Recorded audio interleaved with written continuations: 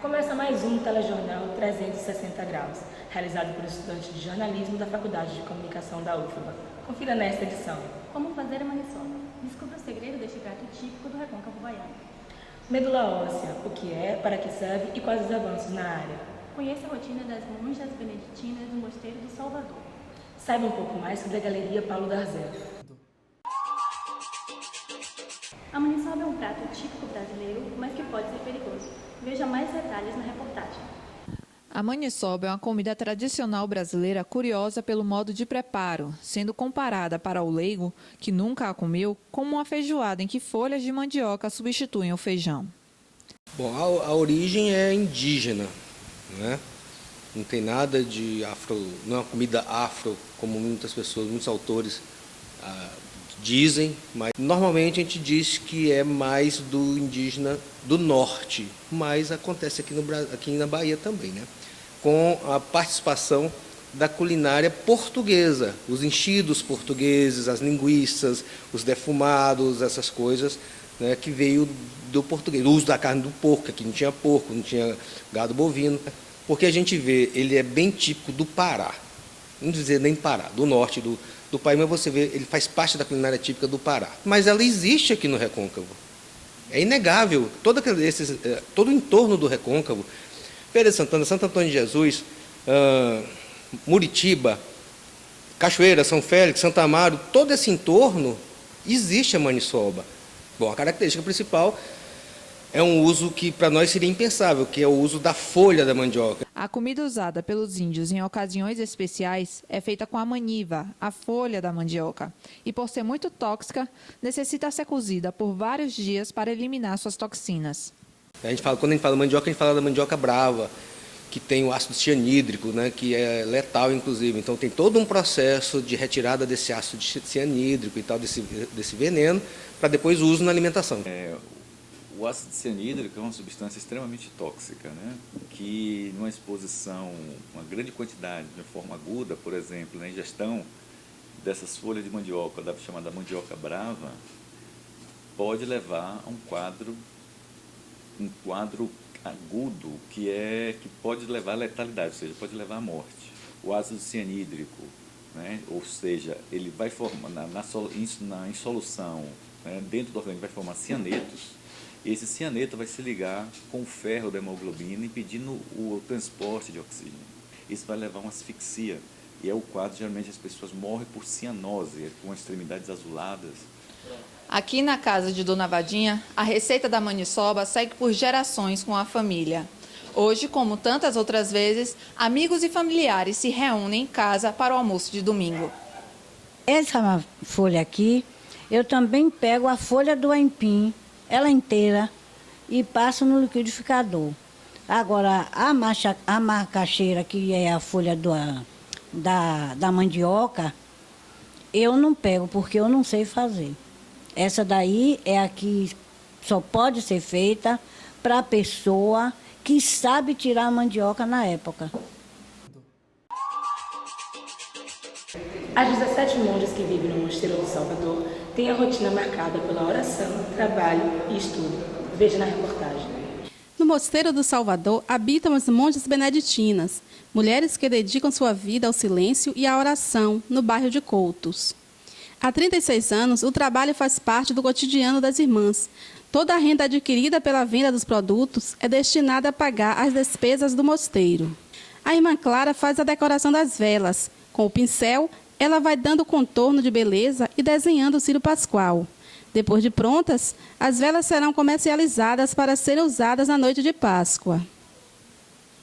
A importância do trabalho artístico, né, para nós monjas, é muito importante, porque ao longo dos séculos a gente vem fazendo algo que deixa esse mundo mais belo, né? Mais bonito, mais agradável. E o círio, ele é muito significativo para nós cristãos, né? Porque é algo que representa, né, o próprio Cristo na noite da Páscoa. No momento da nossa conversa, fomos surpreendidas pelo gongo.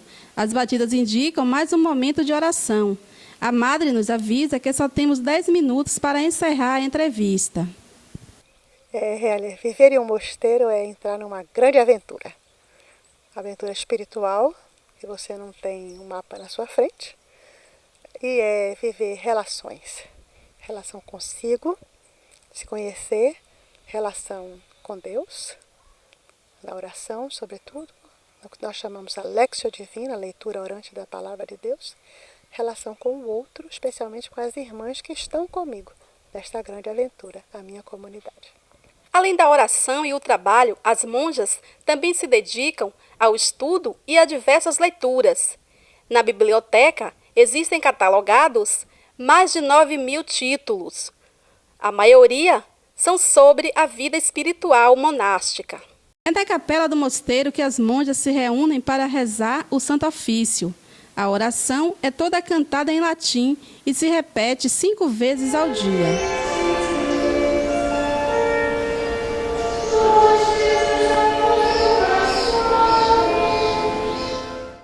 Para mais informações, acesse o site do mosteiro em www.mosteirodosalvador.org.br.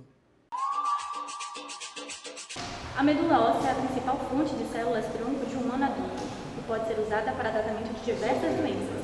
Veja mais na reportagem a seguir. As células-tronco são células que possuem a melhor capacidade de se dividir ou de se transformar e formar novas células. No ser humano adulto, podemos encontrar essas células em maior número na medula óssea. Também conhecida como tutano, é um tecido gelatinoso que preenche a cavidade interna de vários ossos e fabrica células como hemácia, leucócitos e plaquetas. A medula está sempre em atividade intensa e ininterrupta para produzir células sanguíneas e precisa de constante alimentação de substâncias. O Banco de Medula Óssea comemora 4 anos na Bahia e tem conquistado inúmeros avanços em ensino-pesquisa e principalmente no tratamento de pacientes. O Dr. Marco Aurélio foi o especialista contratado para implementar o projeto no estado. Existe uma série de doenças que acometem a medula óssea, desde leves, anemias leves, doenças benignas, fáceis de resolver, até doenças oncológicas ou doenças graves, como as leucemias agudas, que é um câncer da medula óssea, linfoma que acomete a medula, o mieloma, que é um outro tipo de câncer, anemia aplásica, que é uma parada completa da medula e não produz sangue, a pessoa não consegue viver sem sangue, então é uma doença muito grave. Doenças congênitas, conhecidas no nosso estado como anemia falciforme, que é um problema genético da medula óssea, isso acarreta ao longo da vida uma série de situações. E um dos tratamentos hoje já bastante avançado e disponível para tratar essas doenças da medula óssea é o transplante de medula óssea.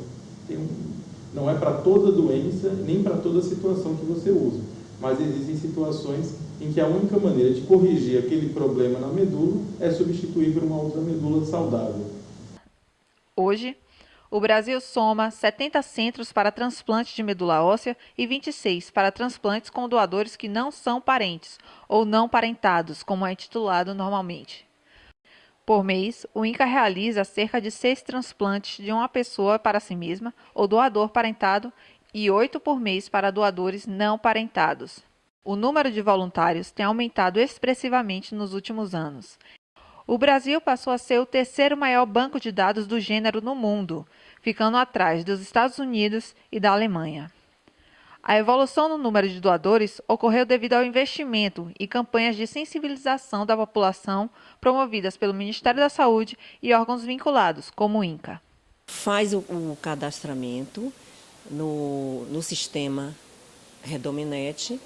Este é um sistema em que todos os dados são encaminhados para o REDOME, que é o Registro Nacional, e após este registro, você está no banco de dados. Poderá ser chamado para realizar um transplante que possa salvar vida não só de brasileiros, mas de pessoas de qualquer parte do mundo. A doação é feita em um hospital day. O doador, obviamente, ele é avaliado pelo médico que vai realizar o procedimento. O médico não, por toda a equipe.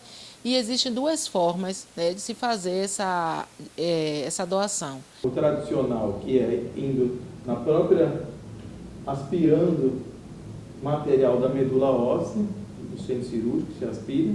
É uma punção com uma agulha fina, localizada, não é uma cirurgia de grande porte, não tem que fazer corte, é uma punção de agulha.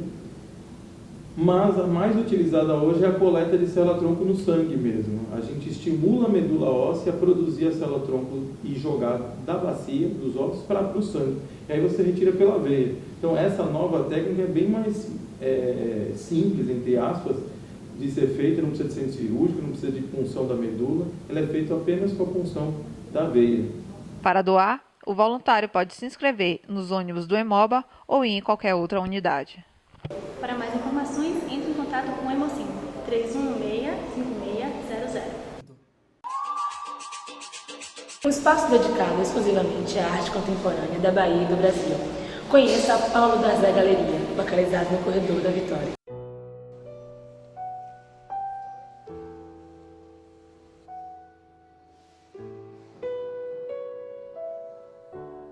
Eu sou Paulo Darzé, sou galerista, estou estabelecido no mercado de arte há 30 anos, entrando no 31º ano.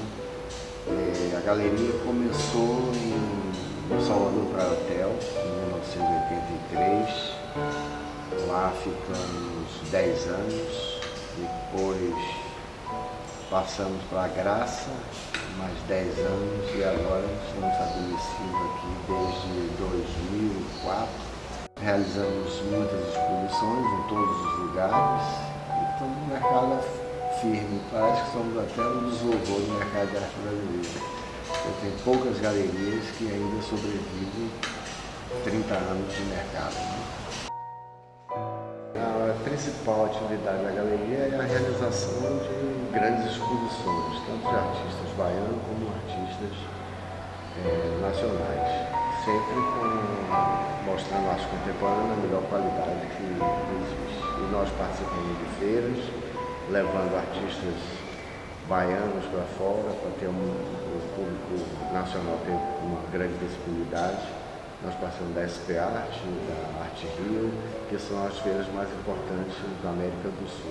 A principal atividade da galeria é a realização de grandes mostras, tanto dos artistas baianos como os artistas nacionais, artistas de fora. Né?